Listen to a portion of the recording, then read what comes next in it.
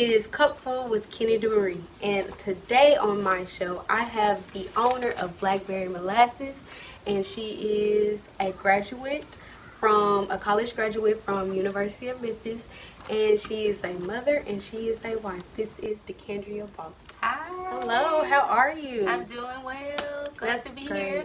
Thank you. So I wanted to get into. I am in college right now. I graduate in 2 years, and I just wanted to know, how was it when you were graduating out of college? Like, what was the transition, and what is some things like you wish you would have known? So, upon graduating from college, I thought that I had this plan, right? Mm-hmm. So I thought, oh, I'm going to graduate, I'm going to get this big paying job, and boom, I'm going to be good. Mm-hmm. However, the reality was I had to come to terms with what I got my degree in. I got my degree in a very broad subject. Mm-hmm. And so I would say to upcoming college graduates, or even people just now entering into college, I would make sure that, and this is just my personal opinion, that you get a degree in something skill specific. Does that make sense? Yeah. I got my degree, and I'll go ahead and let you know, I got my bachelor's degree in sociology, and it's so broad, Right. very broad. And so I ran into a lot of hurdles trying to find a job, a decent paying job. Let me not say find a job. I could get a job, but getting a job where I could be comfortable. So I would say that's something I would really pay attention to and probably do over if I had a do-over. I would major in something more specific. And when I say that, I'll give you an example like nursing or education, to be a teacher. Something that's almost going to guarantee that you do have a job. Right. Okay? So you got to really think about it like that, to me. Gotcha. So now that you have a business and things like that, do you think you would have went to college if you would have known how you can be successful without the college degree? If that makes sense. That's a tricky question. Let me tell you why. For me, it's tricky for a number of reasons, but mainly because I don't want to say you shouldn't or you don't have to go to college. I don't want to say that. Do I find that to be true, depending on what you want to do? Yes. You might not need a degree per se, but for me, having that degree and having something to fall back on, I felt more secure with stepping out and becoming an entrepreneur. Okay. And so for me, it's like, okay, I mean, hypothetically, you gotta, I mean, not everybody, but I did think about, okay, well, what if I fail at this? Well, hey, I have a degree in my back pocket. I got some ammunition just waiting, a safety net, if you will. So for me, I'm not gonna say that I wouldn't have gone. Right. I think, though, if I had known and been more educated about some other things, it would have definitely been a determining factor as far as going. Gotcha. I'm not saying I wouldn't have gone, but I probably would have gone a different route. I probably would have joined the military and allowed them to pay for me to go to school. Right. You know, I think I may have just done it a different way. Gotcha. So you going to the University of Memphis, of course you're from Arkansas, so the transition, was it different? Was like in a different environment going to Memphis? Or just moving away from home? No. Let me tell you why. It was not different. It wasn't like weird or scary. It wasn't none of that, because see, the year before, my senior year, I was with my brother all the time. Right. And so he was already at the University of Memphis. So I was already exposed to the university. I was already exposed to the city itself. Going there, visiting my brother on spring break, things like that. That was a big plus, and I appreciate that, and I thank him for that, because it made me not be as fearful getting ready to go out of state. And the other plus, my dad happened to live there at the time. So, no, I wasn't scared. I was excited, because I mean, ultimately, I felt like, okay, I'm grown. Yeah. But I wasn't fearful. But that was just because, you know, my brother allowed me to kind of come on campus and kind of hang out with him and his friends, and I got a feel for how college life was going to be. Gotcha. So. Okay. So you coming back, how was that? Was it Like, what were the reasons behind it? And do you like regret coming home? I'm gonna tell you, coming back was hard. Mm-hmm. Coming back was hard. For now that I think about it, hindsight is 2020. Coming back was hard. At the time, it was hard because I kept thinking about what people were gonna think. Mm-hmm. But now the more mature me. Mm-hmm. Don't regret it at all because it just made more sense. Mm-hmm. It was just the thought of I'm moving back home, Yeah. and that's not even a bad thing No, it's not. at all. And we get, I don't know. I think that's Caught just up in the way in you our think. own head Yeah. and what people think. Yeah, and caught up in the negative connotation that people have associated, some people, not all people, with Little Rock. And Mm-hmm. yeah, because some people don't think it's a city, but really, it's growing like crazy, and it's a lot of benefits to being at home. So yeah, it was difficult coming back at the time, but I definitely don't regret it. When I look back on things and I'm kind of really weighing it up and analyzing, that was probably the smarter decision, the smartest thing I could have done. Okay, got you. So when you came back home, I know you worked in the corporate side of things for a while, and then you started your own business and went into entrepreneurship. So what was the difference between those, and was it hard transitioning? And like the environment, the people you work with, the support, things like that. It's very different. Mm-hmm. Working in corporate America and being an entrepreneur is two totally different worlds. I'll say this. Being in corporate, though, gave me structure. I became very knowledgeable about things in the business world. It allowed me to be able to speak well because I would have to speak to groups with the positions that I had. Mm-hmm. It allowed me to learn a lot of job training skills. It allowed me to be kind of polished. Gotcha. So More professional. oh yeah, Mm-hmm. because that's the other part. Being an entrepreneur is not just being an entrepreneur. You want to be a professional, number one, at all times. So it helped me in that aspect. The other thing, with being an entrepreneur, it allows you to be able to be more creative and think outside the box. I mean, you really don't have a lot of limits on you. Right. So that's a plus. But I do think there's some plus. There's some good, it's some pros and cons. There's some good with being a corporate and some bad, and there's some good with being an entrepreneur and some bad. And I'll tell you one thing that I never even thought about after I became an entrepreneur. I missed people. Mm-hmm. I missed being around people. Yeah. I never thought that would even become a thing, but that started to become a thing. I started to feel like I have nobody to talk to. Yeah. I mean, when you're in a corporate environment, you can at least go chit chat on your lunch break or even just while you're working.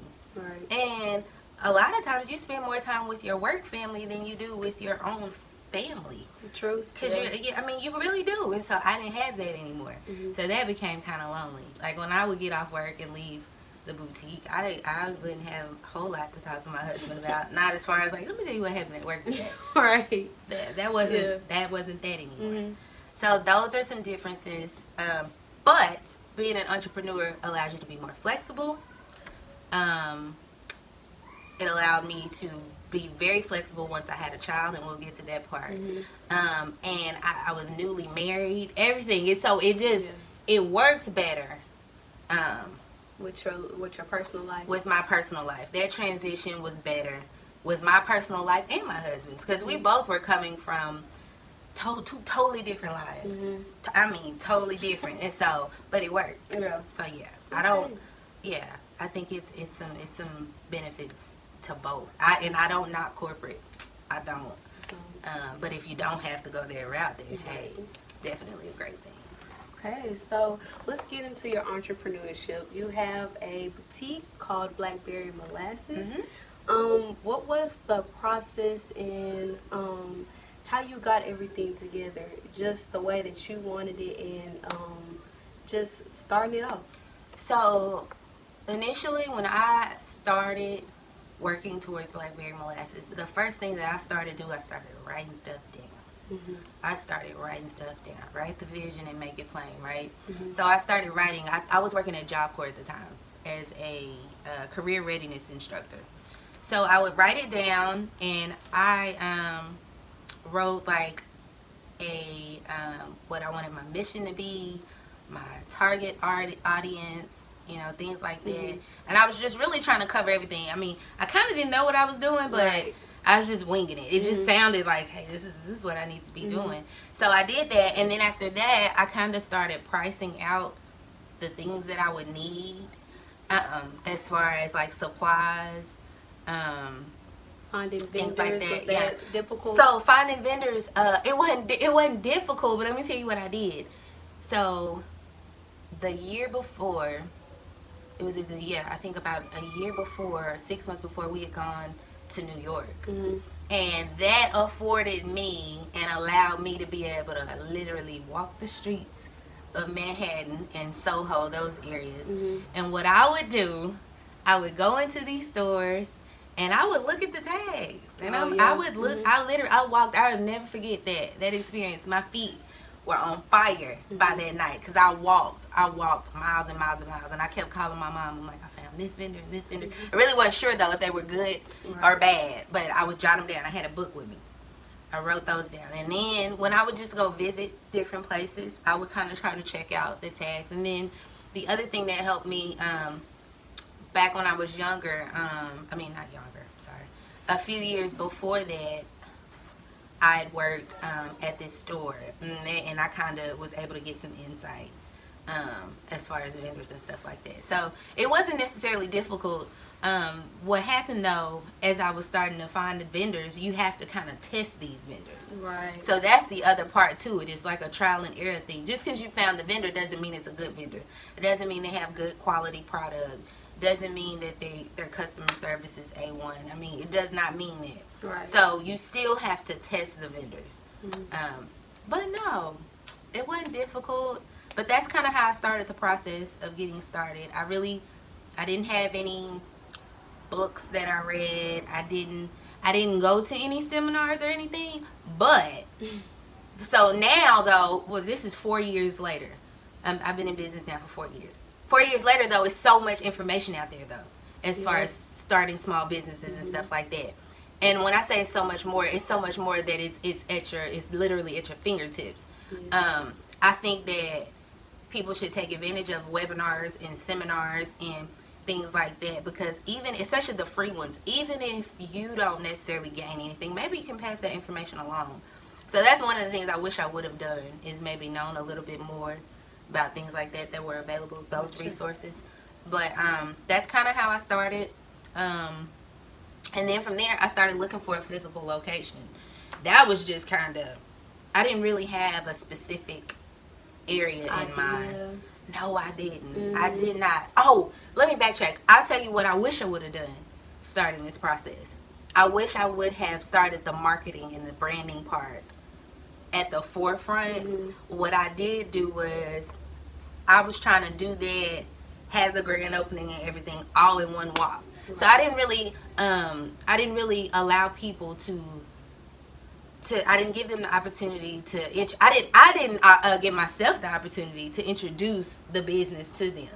Okay. Like there was no introduction. It was just like, boom, here we are. Blackberry Molasses. It's here. And this is what we have, and come shop. You know what I'm saying? Nothing led up to that. So there was no that I gave my customers, or potential customers, and I regret that part. Gotcha. Yeah. Okay. So throughout these 4 years, I know it's been a learning process, and I'm pretty sure you enjoyed every bit of it. So what's like the best experience with starting your business and being in this boutique, and what's the worst experience? The best experience. Ooh, I think the best experience is meeting the customers, because you never know who you're gonna meet, and you meet people from all walks of life. That can be inspiring. It can be uplifting. Some days it just can just put you in a great mood, because you meet some really great people. It allows you to network. So that's probably the best part about it for me. Gotcha. And picking out the clothes. I'm a lover of fashion, period. I don't think it'll ever change. The worst part, I can't say I had a worst part. I had some frustrating times. Right. But I think When that they just terrible. comes, period. That don't have nothing to do with being an entrepreneur. Frustration just comes. Then how you handle it when it comes, Right. different story. But I don't think I had any worse times. I can't say I had. No. Well, that's good. I'm glad that you enjoyed this whole experience. And, Yeah. it continues to grow, continue to expand. So, not only have you started your own boutique in the past couple of years, but you are a mother and a wife. So, I know that was a different transition from you. Like, I remember when you were moving in by yourself, and then you got married. So, how was just the transition of you? Like, Oh yeah, Mhm. it's different. It's different. I'll be very transparent and honest about that. It is different. Mhm. I enjoy it. I love it, but it's different, You're and right. that's just the reality of it. Mhm. You know, it's not just you. It's not. And a lot of times, you're. No, you can't put yourself first. Yep. That just doesn't happen. I embraced it all though. Mhm. I mean, you kind of have to, but for me, I think having a child was the biggest obstacle Mhm. between the two, because I mean, he is this person that you literally have to take care of. It's not necessarily that ain't taking care of him. Okay, like monetary, financially. I know that part was not what I was worried about. Being a good mother, Mhm. like, am I doing this right? Am I, It that ain't no part. handbook for it either. It's not. And every day is different with her. Every single day, every hour, every minute, it's just different, and I have to handle it accordingly. Gotcha. So, but yeah, it's been amazing. It's literally been my life changed for real. Like, boom. Every year after I got engaged, there was a new event popping off, a new something. But I took it in stride. It was exciting because it was a new. Every year was something new. From getting engaged, which was something new, to the next year, here comes the wedding. That's exciting. Then a few months after that, here comes the business. That was exciting. And 6 months later, 7 months later, I found out I'm pregnant. In that new year, 2017. So every year was, something. For me, I think it's building though. Yeah. And growth and maturity. And that's the best thing once you learn from it. So let's go back to the wedding. So how was your wedding day? Like, were you like a bridezilla, or was it cool, calm, and collective? My wedding was it day. Stressful? My wedding day was neither stressful nor a bridezilla. It was none of that. My wedding day was just nerves. Oh, yeah. It was just, I wasn't a bridezilla. I was kind of chilling the whole time, but it was just kind of like Nerve-wracking. nerves for the most part. I wouldn't bite nobody's head off. I wouldn't. I almost probably was a zombie, because I was just like, This is happening. Oh my like, God. this is it. This is it. Yeah. This is it. And you want it to be nice. Mhm. You want it to be meaningful. You want, you literally, it sounds cliche, but you want it to be perfect. Right. Gotcha. But it was nice. That's good. So, so you got married, and then you were pregnant. You found out you were pregnant. So how was the pregnancy process like? Were there like something like weird cravings, or like things that you had to? Yes. Did you go to classes? Did you go like to the pregnancy No, classes? or anything I like didn't that? go to like Lamaze or no. We didn't do none of that. And if Mm. you know my husband, you already know it would have been pure comedy if we would have gone. But no, we didn't take any classes. My pregnancy was not bad at all. But when I say the whole they steal your beauty, I did go through that. I mean, just I was not attractive, y'all, at all. And it was funny more than anything to me though. Like, it didn't make me feel bad or upset. It was kind of funny because I would look at myself and be like, Who are you? oh my goodness, you're just ugly. You are just ugly today. So it was cool. But cravings, yeah, I had weird cravings. First of all, everybody that knows me knows I do not eat cereal and milk ever. But the entire time, from the time I found out I was pregnant until I delivered my child, I ate cereal almost every day. And you don't eat it now, do you? And the minute I deliver her, I don't want to see any cereal. No cereal, no milk, and I haven't eaten any since. The other weird thing, I wanted like ice cream and cake. I'm not a cake girl. I like sweet stuff. I'm more of a candy person. Yeah. But Cake and cookies and brown. But I tell y'all, nothing but cakes was like my best friend. Really? Nothing but cakes. And that's like, I think it's in West Little Rock. It's in West Little Rock off Chenal. Good. And I would still refer anybody there. Like, it's just good. Yeah. But I'm still not a cake person. Every now and then I'll have my moments when I want some. The one thing I could not eat, well, I can a little now in like fried rice, but I could not eat eggs. I could not eat eggs from the time that I tried to eat them when I first got pregnant. I couldn't eat them throughout my entire pregnancy. I would gag. Like, I couldn't smell them. I just couldn't. And my baby She does not eggs. like eggs. She Yeah. won't eat eggs. And now it makes sense. Yeah. So, yeah. But those are the only things that I craved, and that's the only thing that I just could not keep down. But I wasn't nauseous. I didn't have a lot of morning sickness. Wasn't sick all the time. Wasn't put on bed rest. I was still pretty active in the beginning. I was doing water aerobics, which helped a lot. I was still pretty active. Like, I was moving at all times.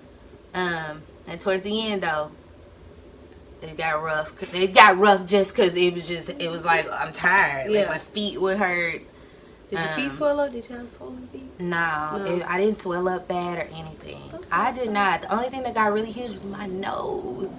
My nose got ridiculous. My nose and my skin. My skin, it didn't get dark or anything, but I got like bumps and stuff like that. But after I had her, everything kind of cleared up. Went back to normal. As it should. Yeah, it did.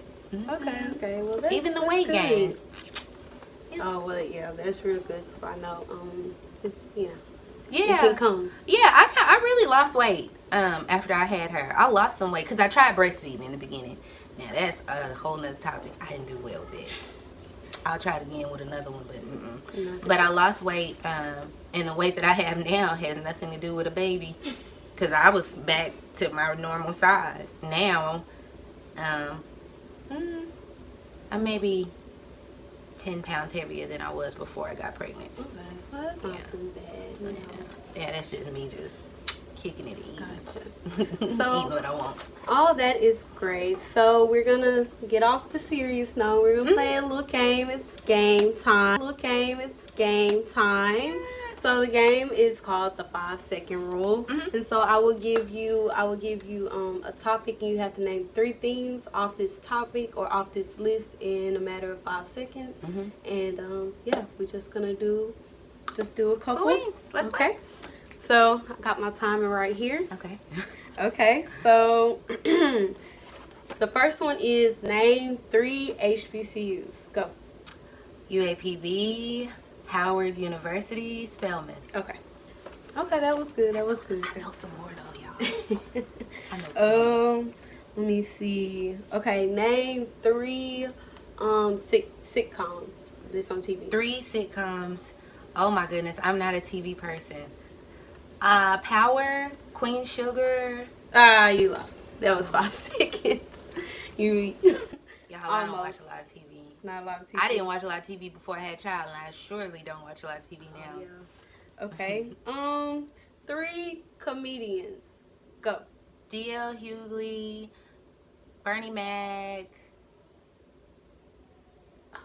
Cedric the Entertainer.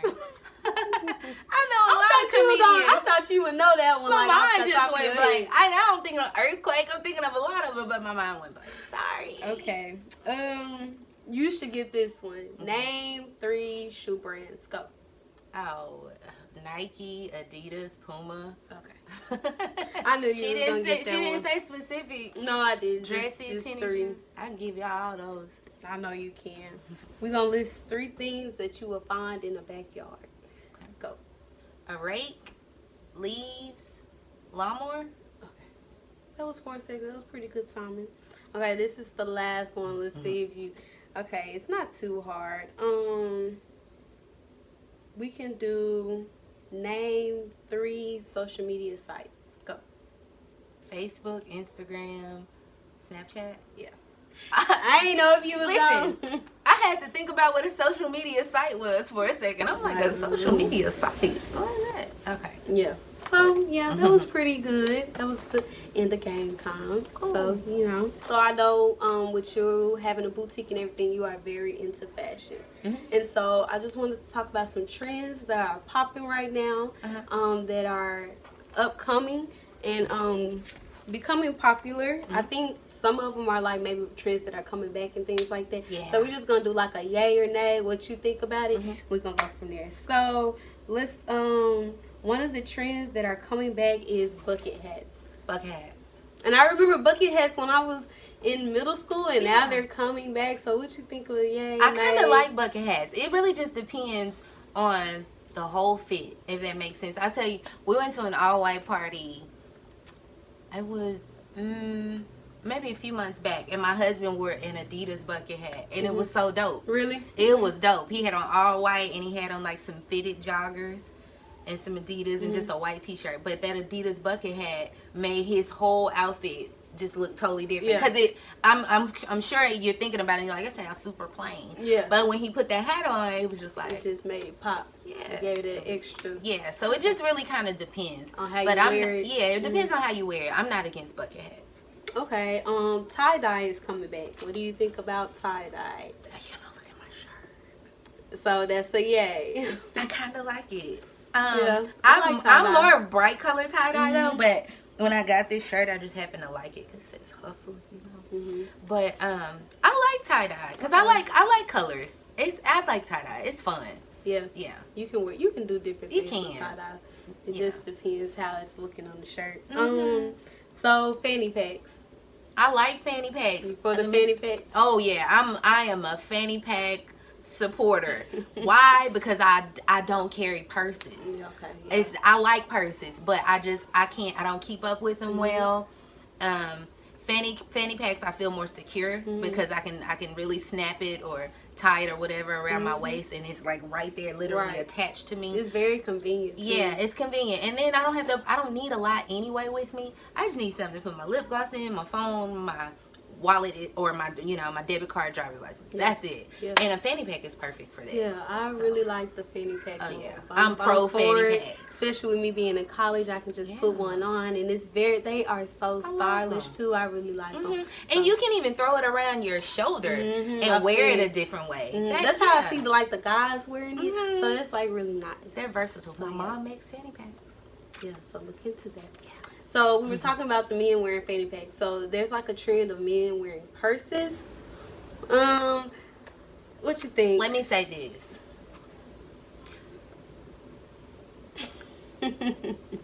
I don't have a problem with men carrying bags. A purse. I think it's more so the fact that people are calling it that. Maybe it's not. Because some of the bags don't necessarily look like purses. Yeah. They look like messenger bags or like just a satchel or strap bag. Yeah. And I'm going to say I don't have a problem with it too because my husband carries a bag. And it's a very stylish backpack.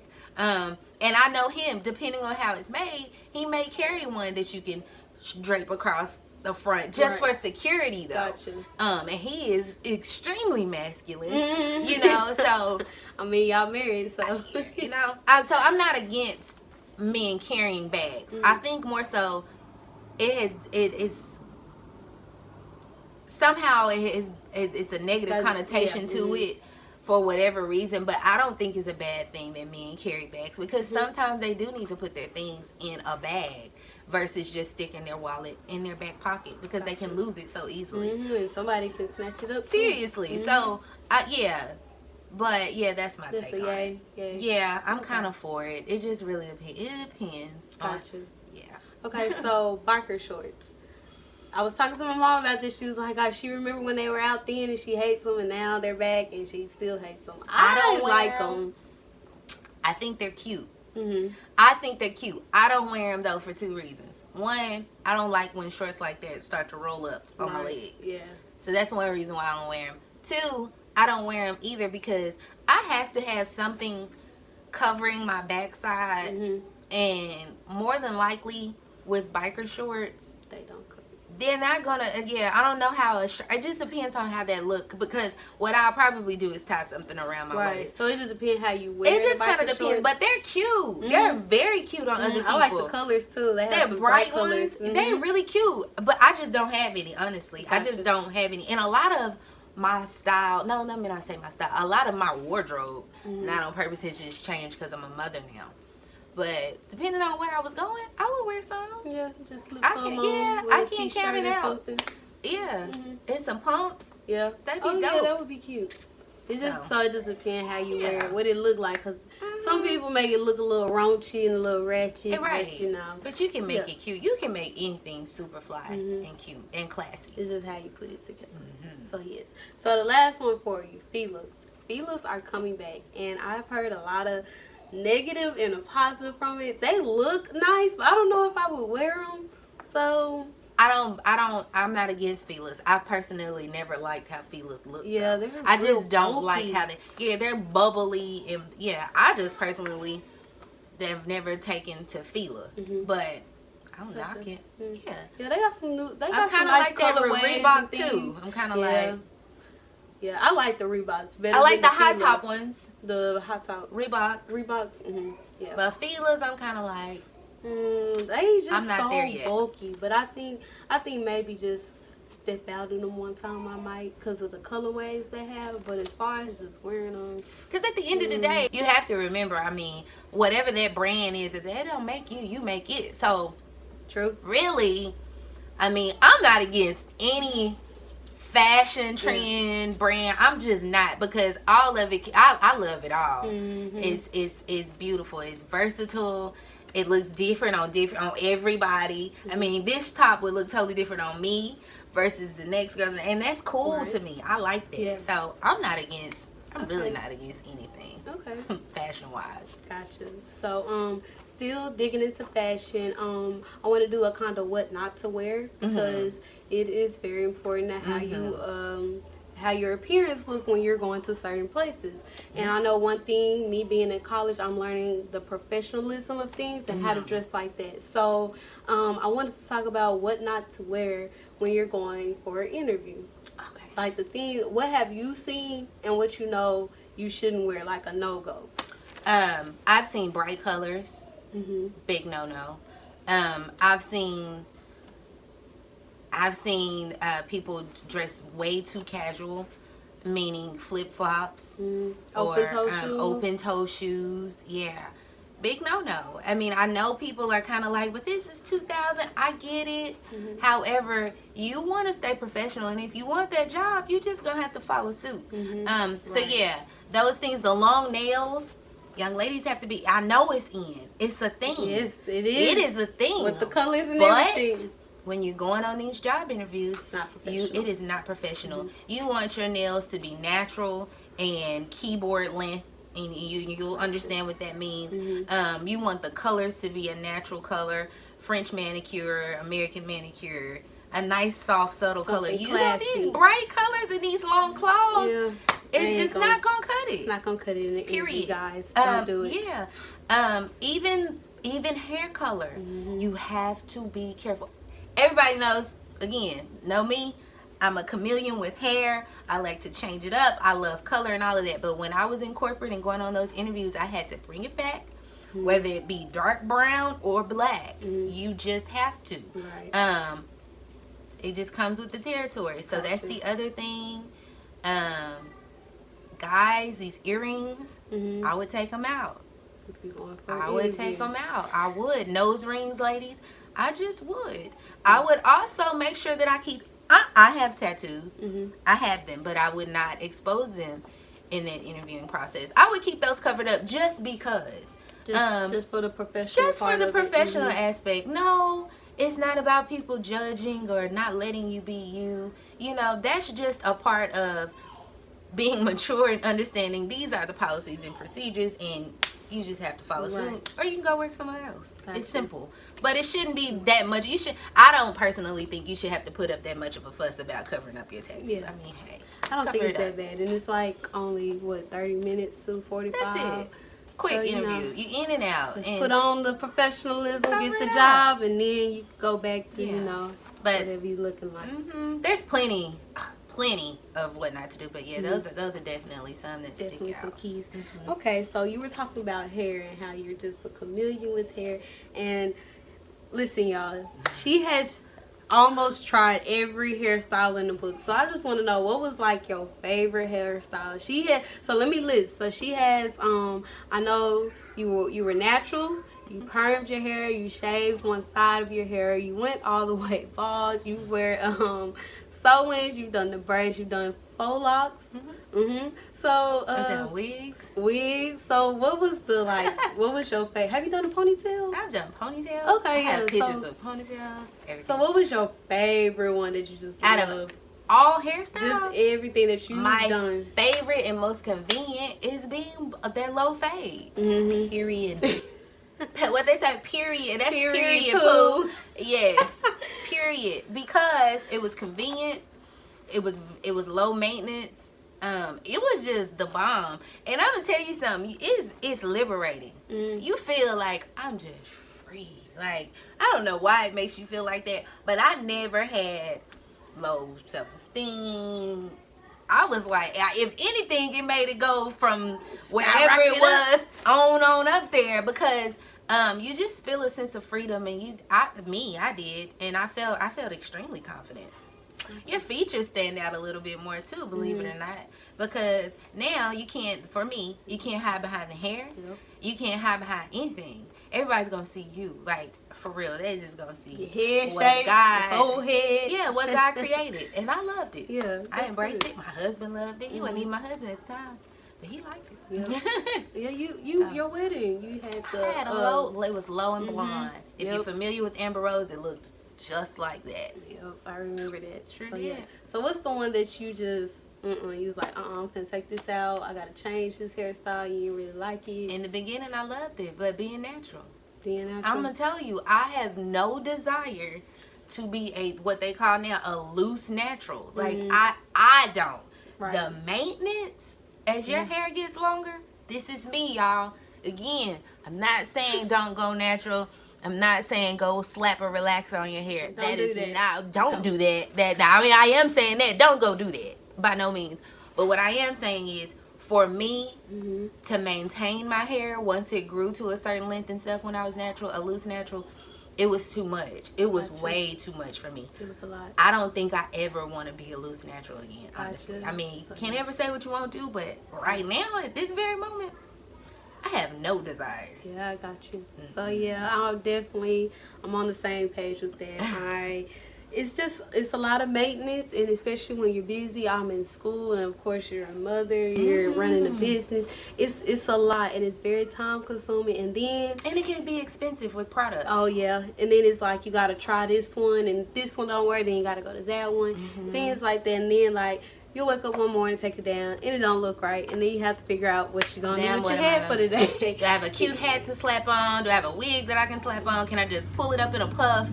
I mean, it became more of a job, and it was too much. I think it just gets draining after a while, just doing it over and over. But I liked it. It was a good experience. So now we are both. Well, I know your hair is locked up, but we are both into the dreads now. We are starting that process. Yeah. So how you like it? I love it. It's convenient. Listen, weather don't affect my hair. Nothing. Nothing. I love some it. Oil on here. Yeah, I keep it oiled and hydrated. I'm at the point now too that I kind of retwist when I kind of feel like it. I don't think you should probably retwist all the time, but as far as the maintenance of it and stuff, I absolutely love it. I'm just kind of waiting on length now at this point. So your hair is already locked up. My hair is locked. So how long did it take for your hair to lock up? My hair, I've been locked now almost August 11th will make 10 months. Okay. So I'm close to a year. Yay. August 11th will make 10 months. It probably around 8-9 months. And so was the locking process, was it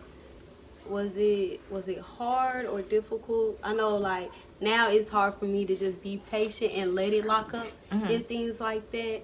with the frizziness and just trying to not washing it and not trying to put a whole bunch of products on it for it to build up. Was that difficult for you? You know what? It wasn't. You know why though? Because I have to get up and go so often with having a child. So for me, it was like, I don't gotta do nothing. Let me just go. So for me, it wasn't. But you definitely have to have a lot of patience. The hard part for me is the having patience for it to get to a good length, where I'm not messing with it all the time. I mean, when it's short, y'all, when you first have those short starter locks, you be like, ooh, just stretch out a little bit, you know. But so that was the most difficult part. But now I'm good now, even though it's still short. Like I'm good. Gotcha. Yeah, but you have to have patience. I mean, there's like no way around it. There's no magical nothing to make it just lock up and grow. Yeah, you just gotta. It's a process, you know. So enjoy the process if you want to get into that. But I love it. I'm not even locked up yet, but I think I'm like 2.5 months in. So yeah, I don't regret it. I love it. It's very convenient and all those things. So yeah. So if you want to get into that. But thank you for coming on to my show. I really appreciate it. Kupfull is so dope. Yeah, you have gave us some insight, some knowledge, and I hope that you guys got something from this video. Yeah. This is your Monday evening Kupfull, and I hope that you guys have a great week. Be awesome, show up as your best self, and I will see you next Monday. Bye.